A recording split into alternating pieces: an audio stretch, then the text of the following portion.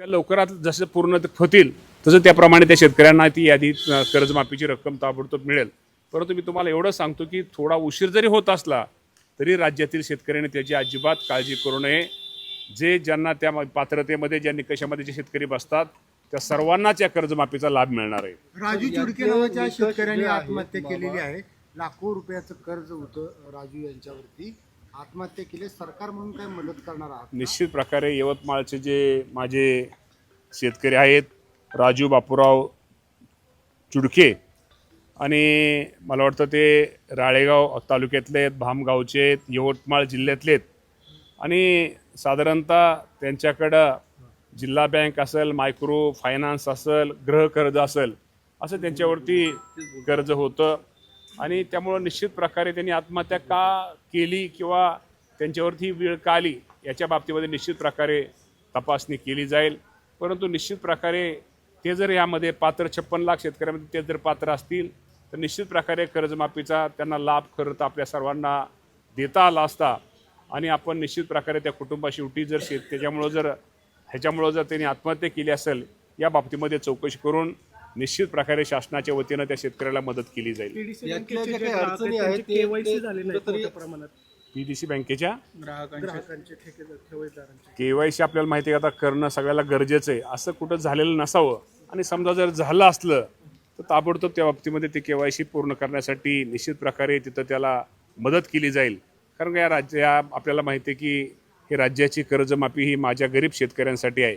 तर त्या गरीब शेतकऱ्याला जर लाभ मिळत असेल तर पीडीसी बँक कुठलीही जिल्हा बँक पुणे जिल्हा मध्यवर्ती बँक बरोबरच कुठल्याही जिल्हा बँक राज्य आपल्या राष्ट्रीयकृत बँका या सर्वांनी पुढाकार घेऊन त्या शेतकरी त्या कर्जमाफीच्या जी योजना आहे किंवा जी कर्जमाफी त्यामधून वंचित राहणार नाही याची काळजी निश्चित प्रकारे घेण्यासाठी आम्ही सर्वांना त्याप्रमाणे सूचना करू. ग्रामीण भागातल्या लोक शेतकऱ्यांना तांत्रिक अडचण येते केवायसी करताना.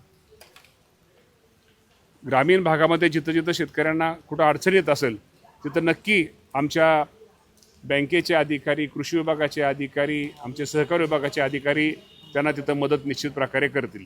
धाराशिवच्या काही अटी शर्ती आहेत त्या अडचणीच्या ठरतायत का शेतकऱ्यांसाठी? कारण 2019 ते 2025 दरम्यानचे जे कर्जदार आहेत किंवा ज्यांनी कर्ज घेतलंय त्यांना या योजनेचा लाभ घेता येईल. माझ्या माहितीप्रमाणे सगळ्यात जास्त सर्वात कमी अटी या कर्जमाफीमध्ये आहेत आणि शेवटी जे प्राथमिक जे कागद देणं गरजेचे तेवढा तर कागद आपल्याला त्यांना निश्चित प्रकारे दिला गेला पाहिजे. त्यामुळे निश्चित प्रकारे माझे शेतकरी बांधवांना एकच सांगणं आहे की त्या बाबतीमध्ये काळजी करू नका. आणि अजूनही कर्जमाफीच्या बाबतीमध्ये आमच्या उपसमितीची बैठक ज्यावेळेस होईल त्यामध्ये अजून कुठल्या शेतकरी ज्यातनं जो वंचित राहिलेला शेतकरी आहे अजून कुठल्या एखाद्या त्या शेतकऱ्याला कशी मदत करता येईल मदत करण्याचा आम्ही सगळेजण त्यामध्ये मागणी करू. मुख्यमंत्री स्वतः या बाबतीमध्ये सकारात्मक आहेत. शेवटी मुख्यमंत्री, दोन्ही उपमुख्यमंत्री, आम्ही सर्वजण आम्हाला शेवटी शेतकऱ्यांना कसं ह्या कर्जमाफीचा लाभ त्यांना मदत कशी होईल हाच आमचा प्रयत्न आहे. धाराशिवमध्ये शेतकऱ्यांचं जे अवजारं दिलं जातं त्याच्यामध्ये कोट्यवधीचा घोटाळा झाला. आपण चौकशी लावली पण अजून अद्याप कारवाई दिसत नाही. त्या बाबतीमध्ये चौकशी लावलेली कारवाई 100% त्या बाबतीमध्ये जो कोण त्यात सापडेल, धाराशिवच नाही राज्यामध्ये असं कोणी काही केलं असेल तर जो कोण जर सापडेल त्याच्यावरती आम्ही निश्चित प्रकारे कारवाई निश्चित प्रकारे करू. पेरण्यांची काय परिस्थिती?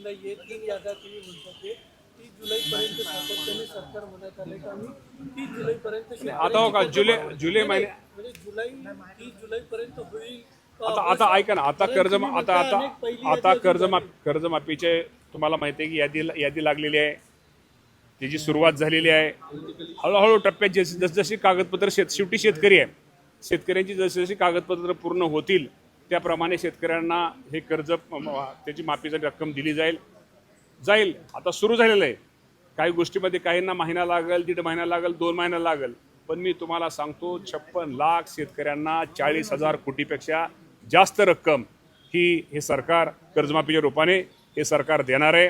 पुन्हा एकदा तुमच्या वतीनं शेतकऱ्यांचा प्रतिनिधी या नात्यानं, शेतकऱ्याचा मुलगा या नात्यानं, कृषी मंत्री यातानं, मुख्यमंत्री आणि दोन्ही उपमुख्यमंत्र्यांचे मी आभार मानतो.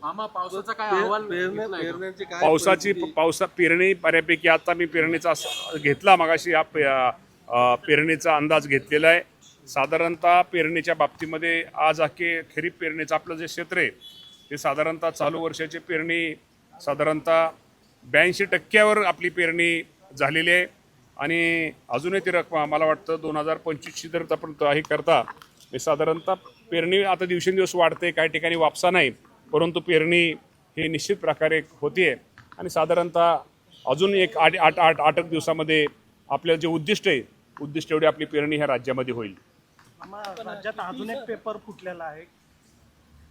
22 तारखेला पेपर होता तो औषध निरीक्षक भरतीचा पेपर फुटल्याचा दावा केला जातो. असं आता ऐकत नाही सारखं, मला माहीत नाही, बाबतीमध्ये माहिती घेतल्याशिवाय मी बोलू नये.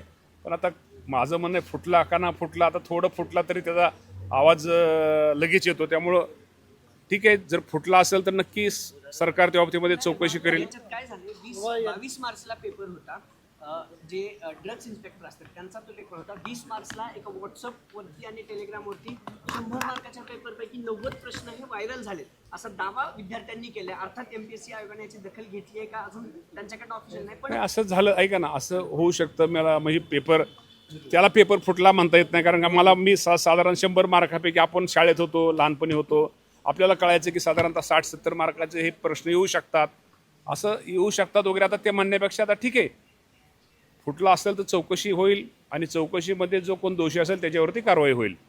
मामा, दोन्ही राष्ट्रवादी एकत्रीकरणासंदर्भात ज्या चर्चा सुरू आहेत, चर्चा ही देखील आहे की या संयुक्त राष्ट्रवादीचं नेतृत्व नेमकं कोणी करायचं यावरून हे सगळे विलीनीकरण थांबलेलं आहे अशी माहिती मिळते. मी पाठीमागं पण आपल्याला सांगितलेलं आहे की आज आमचे नेते अजितदादा पवारसाहेब नाही आहेत आणि आज आम्ही प्रमुख म्हणून सुनेत्रावहिनी पवार त्यांना मांडलेलं आहे. त्यामुळं आमच्या पक्षाच्या निर्णयाच्या बाबतीमध्ये सुनेत्रावहिनी पवार, आमचे पक्षाचे अध्यक्ष सुनील तटकरे, प्रफुल्लभाई पटेल, छगन भुजबळ ही मंडळी सगळी निर्णय जो घेतील तो आम्हा सर्वांना मान्य राहील. ओके.